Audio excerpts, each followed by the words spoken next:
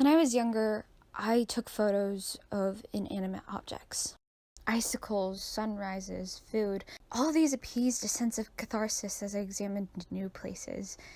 Understanding the corrugated texture of a camera bag or re-examining antiquated theater lights in an empty studio space alone brought great satisfaction, and then sitting around. Living in my head and exploring all these things gifted comfort because I entertained questions no one else understood. What would Isabel Myers say about the perceiving axis of ENTPs when in distress? Why are certain musical chords pleasing to the ear? And why is my brother making music samples for his SoundCloud at 2 a.m. in the morning? Through my camera and my writing, I learned to understand people. I watched the intermingling mix of inhabitants dangle their way across the Mojave Desert. I examined voices oscillating back and forth in conversation.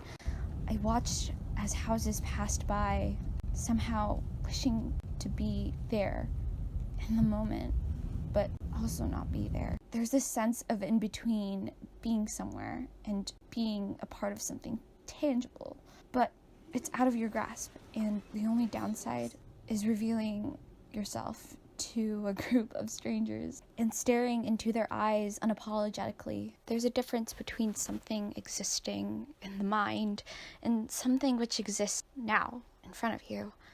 And the same applies for interactions with others.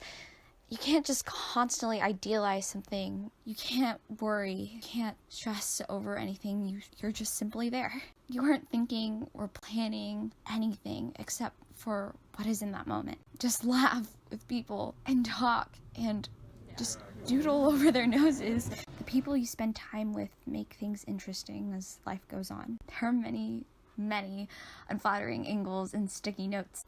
Look, perhaps this is saccharine or pretentious or another way of saying thank you, but it's more important to not always spend time in your head and alone. Interacting with people and speaking with them carries nuance too. So, less camera with inanimate objects. People are much more interesting to interact with anyways.